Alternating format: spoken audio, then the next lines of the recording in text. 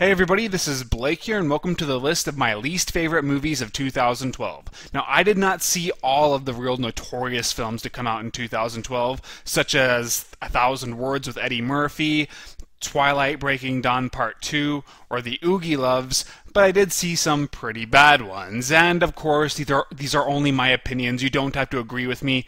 And the first few movies on this list aren't really bad, they're just really subpar, and I did not like them. That's why I like to say my least favorite movies of 2012 instead of the worst movies of 2012. So I hope you enjoy this list, and let's get going.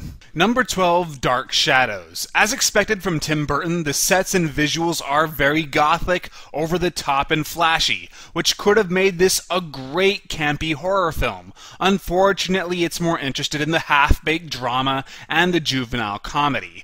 None of the relationships have any substance, making the interactions rather boring, and unless a vampire brushing his fangs makes you laugh, you probably won't find this to be very funny. Number 11, Taken 2. Super mediocre. It's just a rehash of its predecessor, complete with identical verbal and visual illusions, but it doesn't understand why the first one worked. Everything had boosted the awesomeness of Liam Neeson. Here they split up the action between him and his daughter, and it's just too contrived, even a little cheesy and lame. The action scenes are nothing to write home about either. Number 10, Resident Evil 5 Retribution.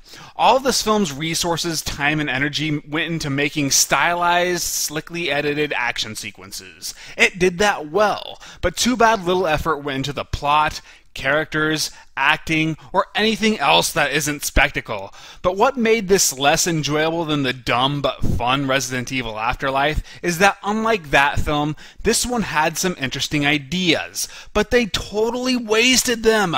Frustrating! Number 9, Savages. Savages works best when it's being a normal action thriller, boasting some cool shootouts and explosions, a great cast, and even some suspense. But when it tries to be more, which is often, it's obnoxious. The finale was nauseating, and the dialogue, well, it has what is arguably the worst line of all time. I have orgasms, he has wargasms. Oh my god. Pardon me while I go vomit on the cat. Actually, Savages is interesting because it's sort of the counterpart to Argo. Now, if you watched my top 12 favorite movies of 2012, you may have noticed that Argo placed really low on the list. Well, why was that? I thought half of that movie was the greatest movie of 2012, and the other half was just okay. It was solid, but didn't really deserve to be on that list, so the end result is that it placed pretty low. Well, in this case, half of the movie is okay, not really deserving to be on this list, and the other half would be definitely the worst movie of the year. So take that as you will. But these are the movies that I'd still give 2-star ratings to. The following films are the ones that I really did not like. Number 8, Battleship. I didn't hate this movie as much as everyone else did. In fact, I'd say it would have been a decent film if it removed the awkward sense of humor, had a better cast, a different director, writer, the aesthetics looked like it cost the actual budget, had less characters, had more likable characters, and wasn't based on a plotless board game. Had all of that been changed, this might have been good. Number 7, Paranormal Activity 4. I liked this movie more when it was called Paranormal Activity 3, which I liked more when it was called Paranormal Activity 2, which I liked more when it was just called Paranormal Activity. You can only watch so many rehashes before it starts to get boring, and this one doesn't even have a lot of jump scares. Instead, it tries to use jump cuts as jump scares. Yawn. Number 6, Gone. Imagine the structure of Taken, where it's just the protagonist going to one location and beating the shit out of people before moving on to the next location, but replace the action with talking. And it's supposed to be a mystery that you cannot solve, and they spend time offering red herrings that we know cannot be true. And there's no Liam Neeson. Gone sucks. Number 5, The Cold Light of Day. I liked this movie more when it was called Abduction. Actually, wait, no, I didn't. That movie was laughably awful. The Cold Light of Day is just really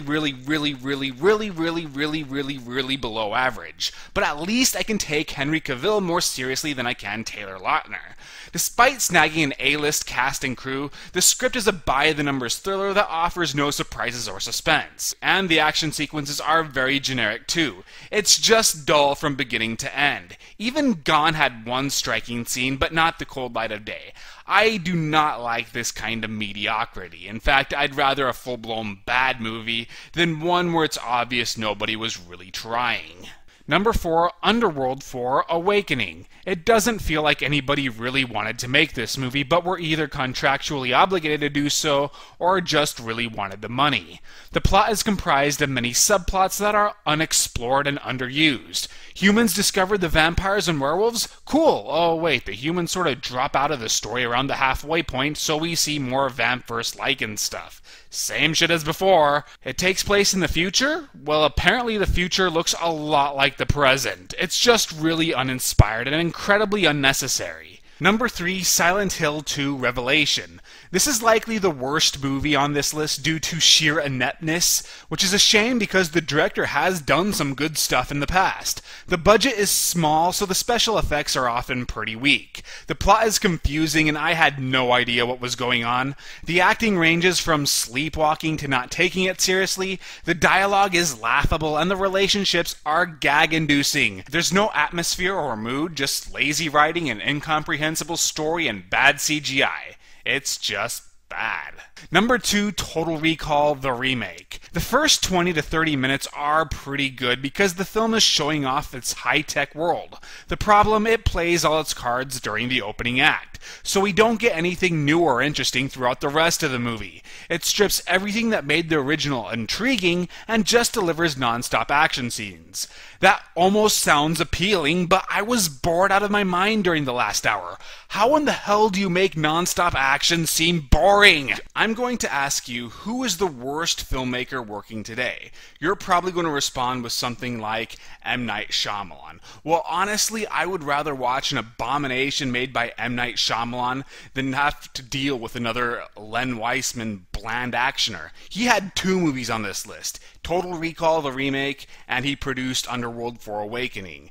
Now, M. Night Shyamalan might make some bad movies, but at least there's some inspiration to them. Like, take The Happening, for example. It might be bad, but at least it has sort of a bizarre, weird premise. Len Wiseman's movies are just completely generic, devoid of any kind of inspiration, and I just really do not like blandness. I'd rather take a crappy Steven Seagal movie than watch a real bland Steven Seagal movie, and that's just my personality, and that's what really affects my decision when it comes to putting Total Recall on this list. I want something to embrace, but when you don't give me that, I will hate your movie, and that something could be a bad thing too, as long as it stands out. But Total Recall had none of that, and Len Wiseman sucks. But what is my least favorite movie of 2012? The one I hated the most? Well, this might surprise you. Red Tails. Oh my god, Red Tails. Just wow, the NAACP Image Awards awarded this Most Outstanding Picture? Guys, just because it has African Americans, that doesn't automatically make it quality filmmaking. Now, every movie from here on out that wins this award will be undermined by the fact that Red Tails preceded them. This film sucks because the characters aren't likable, one being a drunk and the other one an egomaniac. They're just trying to give these characters flaws, but these negative traits ultimately dominate their personalities. Soon, those attributes will be the only things we see when we look at these characters. The acting blows, ranging from amateurish to just slumming it. The more accomplished actors like Cuba Gooding Jr. and Terrence Howard obviously have no faith in this project. The dialogue tries way too hard to be inspirational, but it's too silly to take seriously, and the banter feels phony. The script is cliched, shocker. You know who will live or die, so there's no suspense. The romance is predictably shallow, but a lot of time is spent on it. This is a pace killer. There's no concept of tone. A goofy scene can follow a dramatic one. The visual effects are so polished that the action seems to resemble the cutscene from a video game instead of a movie.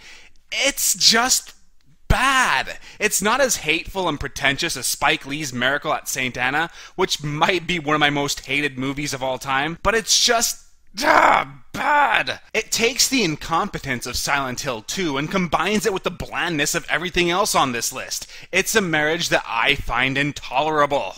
So that was my list. I hope you enjoyed it. Be sure to follow me on Twitter, where I'll be releasing updates on where Critiquing the Critics is at. Check out my website. The last written review I did was of The Legend of the Shadowless Sword, a South Korean martial arts flick. And long live good movies. Bye.